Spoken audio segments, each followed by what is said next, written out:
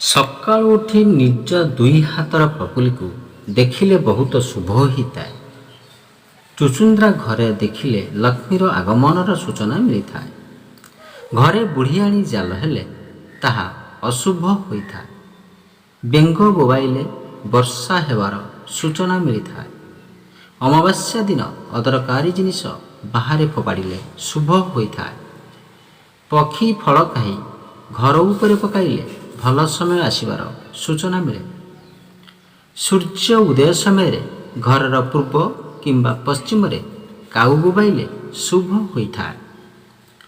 ଜନ୍ମ ମାସ, ଜନ୍ମ ସମୟ ଓ ଜନ୍ମ ନକ୍ଷତ୍ରରେ ପୁଅ କିମ୍ବା ଝିଅ ବାହାଘର କଲେ ଅଶୁଭ ହୋଇଥାଏ। ମନ୍ଦିରକୁ ଗଲେ ପ୍ରଥମେ ବାହନକୁ ମୁଣ୍ଡିଆ ମାରନ୍ତୁ, ତାପରେ ଠାକୁରଙ୍କୁ ମୁଣ୍ଡିଆ ମାରନ୍ତୁ। ପ୍ରତିଦିନ 8 ଗ୍ଲାସ ପାଣି ପିଅନ୍ତୁ ଏବଂ ତାହାକୁ ବସି କରି ପିଅନ୍ତୁ। ରାତିରେ ଶୋଇବା ବେଳେ ଦର୍ପଣ ଘୋଡ଼ାଇ ରଖିଲେ ଶୁଭ ହୋଇଥାଏ। ଗାଧୋଇବା ପରେ ସୂର୍ଯ୍ୟଙ୍କୁ ନମସ୍କାର କଲେ ଶୁଭ ହୋଇଥାଏ ଏବଂ ତେଲ ସ୍ପର୍ଶ କରନ୍ତୁ ନାହିଁ। କଥା ହେଲା ବେଳେ ଭାବିଚିନ୍ତି ଓ ଜଗିକି କଥା ହେଲେ ମଙ୍ଗଳ ହୋଇଥାଏ। ଟଙ୍କା ଗଣିଲା ବେଳେ କେବେ ଛେପ ମାରନ୍ତୁ ନାହିଁ, ଏହା ଅଶୁଭ ହୋଇଥାଏ। ସୋମବାର, ବୁଧବାର ଓ ଶୁକ୍ରବାର ବାମ ପାଦ ଦେଇ ଘରୁ ବାହାରିଲେ ଶୁଭ ହୋଇଥାଏ। ମଙ୍ଗଳବାର, ଗୁରୁବାର, ଶନିବାର ଓ ରବିବାର ଡାହାଣ ପାଦ ଦେଇ ଘରୁ ବାହାରିଲେ ଶୁଭ ହୋଇଥାଏ। ଗାଈ ଆଖିରୁ ଲୁହ ବୋହିଲେ ବିପଦ ଆସିବାର ସୂଚନା ମିଳିଥାଏ। କଳା ପେଚା ଘର ଉପରେ ବସିଲେ ଅଶୁଭ ସୂଚନା ମିଳିଥାଏ। ବିଛା ଦେଖିଲେ ବହୁତ ଶୁଭ ହୋଇଥାଏ ଓ ବିଛା କେବେ ମାରନ୍ତୁ ନାହିଁ। ଭୋଜନ କରିବା ସମୟରେ ଗାମୁଛା କିମ୍ବା ଟୋପି ମୁଣ୍ଡରେ ପିନ୍ଧନ୍ତୁ ନାହିଁ। ମନ୍ଦିରର ଦେବତା ପୂର୍ବମୁଖା ଓ ଘରର ଠାକୁର ପଶ୍ଚିମ ମୁଖା ହୋଇଥିଲେ ଶୁଭ ହୋଇଥାଏ। ବାରମ୍ବାର ଚର୍ମରୋଗ ହୋଇଥିଲେ ମଙ୍ଗଳବାର ଦିନ ମାଟିରେ ମୁଣ୍ଡ ଲଗେଇ ମୁଣ୍ଡିଆ ମାରିଲେ ଦୂର ହୋଇଥାଏ। ବାସନ ମାଜିଲା ବେଳେ ବାସନର ଶବ୍ଦ ଅଧିକ ହେଲେ ଅଶୁଭ ହୋଇଥାଏ। ବାରମ୍ବାର କ୍ରୋଧ ଆସୁଥିଲେ ଦିନକୁ 5 ଥର ପାଦ ଧୋଇଲେ ତାହା ଦୂର ହୁଏ। ସେଜରୁ ଉଠିଲା ପରେ ବିଛଣା ଅସଜଡ଼ା ରଖିଲେ ଶନି ଏବଂ ରାହୁଙ୍କ କୁଦୃଷ୍ଟି ପଡ଼େ। ଖାଇ ବସିବା ବେଳେ ଲୁଣ ତଳେ ପକାନ୍ତୁ ନାହିଁ କିମ୍ବା ଲୁଗାରେ ପୋଛନ୍ତୁ ନାହିଁ, ଋଣ ବଢ଼ିଥାଏ। ଠାକୁର ଘରେ ପ୍ରତିଦିନ ଝୁଣା ଧୂପ କିମ୍ବା କର୍ପୂର ଧୂପ ଦେଲେ ଅଶୁଭ ଦୂରେଇଯାଏ। ସଙ୍କଟ ସମୟରେ ଉପାୟ ନ ଆସିଲେ ଯେଉଁଠାରୁ ପାଣି ପିଅନ୍ତି କିଛି ପାଣି ଆଣି ଘର ଭିତରେ ଛିଞ୍ଚି ଦିଅନ୍ତୁ। ପ୍ରତି ଶୁକ୍ରବାର ରାତିରେ ମିଠା ଖାଦ୍ୟ ଖାଇଲେ ଶୁଭ ହୋଇଥାଏ। ରୋଷେଇ ଘର, ଭଣ୍ଡାର ଘର, ଧନ ରଖିବା ଘର, ମନ୍ଦିର ଓ ତୀର୍ଥସ୍ଥାନକୁ ଜୋତା ମାରିକି ଯିବା ଅନୁଚିତ। ଚିରି ଯାଇଥିବା ମନି ପର୍ସ ରଖନ୍ତୁ ନାହିଁ କିମ୍ବା ନୋଟକୁ ମୋଡ଼ିକି ରଖନ୍ତୁ ନାହିଁ। ପିଲାଙ୍କ ସ୍ମରଣ ଶକ୍ତି ବୃଦ୍ଧି ପାଇଁ କଂସା ଗ୍ଲାସରେ ପାଣି ପିଅନ୍ତୁ ଓ କଂସା ପାତ୍ରରେ ଖାଦ୍ୟ ଦିଅନ୍ତୁ। ରାତିରେ ଛାଞ୍ଚୁଣି ଧରି ଘର ଓଳାନ୍ତୁ ନାହିଁ ଏବଂ ଅଳିଆ ବାହାରେ ପକାନ୍ତୁ ନାହିଁ। ରାତିରେ କେବେ ମୁଣ୍ଡ କୁଣ୍ଡାନ୍ତୁ ନାହିଁ କିମ୍ବା ନଖ ଦାନ୍ତରେ ଛିଣ୍ଡାନ୍ତୁ ନାହିଁ।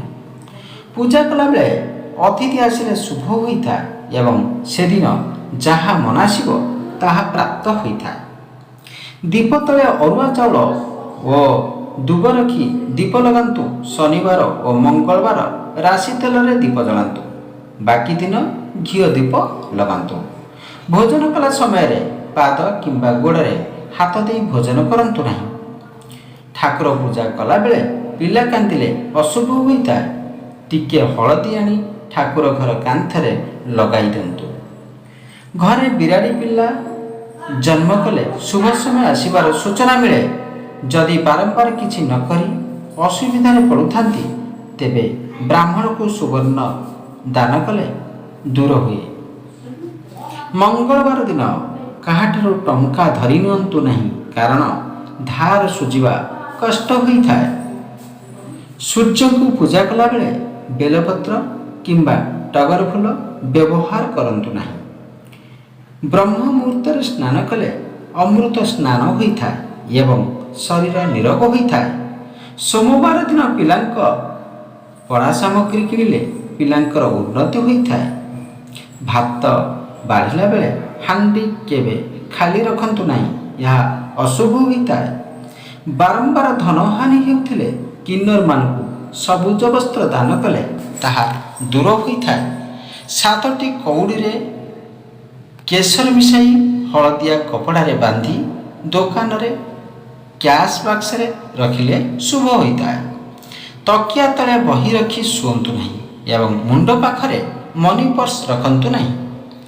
मनी पर्स रे ठाकुरंकर फोटो रखंतु नहीं किंबा चाबी रिंग रे फोटो लगांतु नहीं। शोइला बेले मुंड पाखरे घंटा रखंतु नहीं, यह चिंता बढ़ाई थाए। नुआ घर कले पूर्व रे रोषेई घर, उत्तर रे स्टोर, पश्चिम रे गुहाल और दक्षिण रे बेडरूम करंतु। राहु दशा पड़ुथिले अतिथि को ठंडा पानी पियंतु, ताहा दूर होइथाए। क्रोध को शांत करबा पई दर्पण सामने ठिया होई पानी रे मुंड कुंडांतु। मंदिर रे ठाकुर दर्शन करे मुखशाला रे किछि बसिले शुभ होइथाए।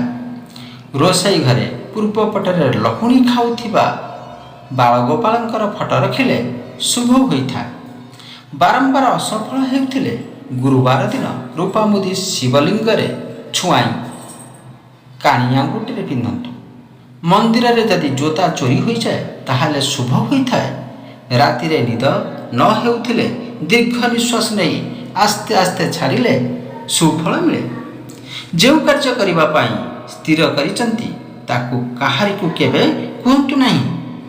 जेते बेले घर को फेरुचंती किछि ना किछि जिनिस हाथ रे धरी फेरिले मंगल होइथाए।